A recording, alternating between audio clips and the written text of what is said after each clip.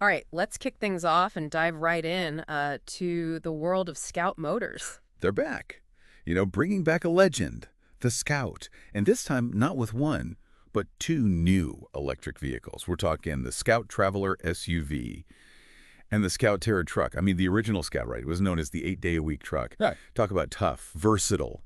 You know that saying. So the question is, can Scout Motors recapture that same spirit, but this time with, well, a modern electric twist? It's a tall order, that's for sure. I mean, you've got this wave of nostalgia around the Scout brand, but at the same time, they're diving into a market that's totally different than what it was back in the, 60s and 70s. For sure, for sure. And they're not just like dipping their toes into this electric world. They're going all in, both the Traveler and the Terra, fully electric versions. But they're also offering something called Harvester, which is a gas-powered range extender. What do you think about that? That's actually a pretty smart move, I think.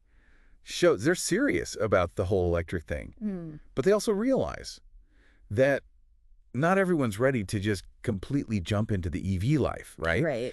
Especially if you're thinking about using these vehicles for, what they're meant for. Like getting out there, exploring, Yeah, going off-road. Range anxiety is a real thing, for sure. especially if you're way out there. Absolutely. Okay, so let's get into the nitty-gritty, the performance.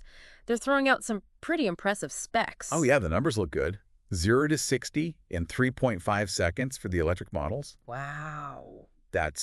You're talking sports car territory. Yeah. And then you've got almost 1,000 pound-feet of torque. That's a beast. That's serious power. It is. And I think it speaks to that Scout heritage, The original Scout, it was all about capability. Right. And these specs, they're not messing around. They're saying this thing can go anywhere, do anything. They're not just putting on a rugged look, they're backing it up with the actual features.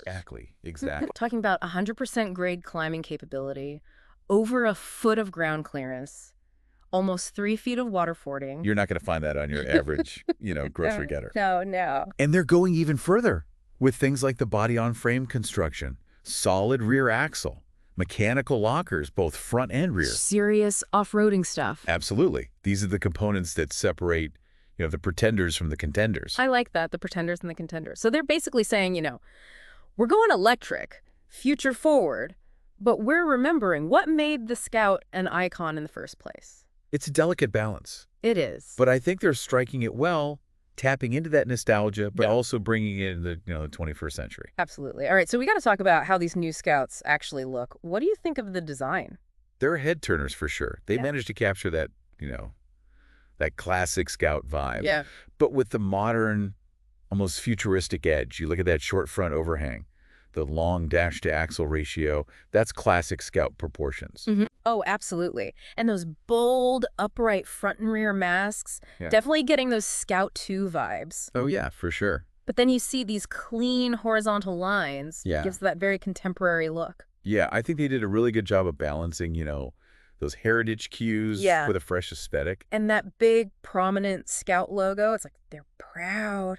It is a statement. They're owning it. Yeah, they're not shying away from their history at all. But it's not just about looks, right? They keep talking about these being connection machines, and it seems like that concept is, baked into the whole design. Yeah, they're really emphasizing community shared experiences. Interesting. It's not just about the driver. It's about who you bring along for the ride. I see. And you can see that in the interior features, too. They're all about adaptable spaces. Yeah. Options like a front bench seat or a multifunctional center console. And that's for both the Traveler and the Terra. I think that choice is key. Speaks to different needs, Yeah. different lifestyles. Yeah. Do you want a vehicle that's more about, solo adventures?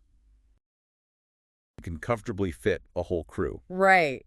They're giving you the option. And let's not forget the practical stuff. The Terra's got that 5.5-foot pickup bed, power outlets. You could set up a whole workstation back there. You could. Or tailgate. Or tailgate, exactly. You've got options. Options are good. And the Traveler, split tailgate, Mm. easy access, protection from the elements. They even have an available cabana top for the Traveler.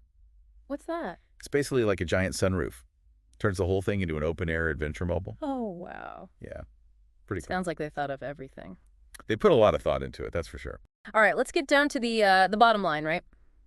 How much are these new Scouts going to cost? Well, the pricing actually seems pretty competitive, especially when you look at the current EV market. The Traveler is supposed to start under $50,000. for the entry model, Right.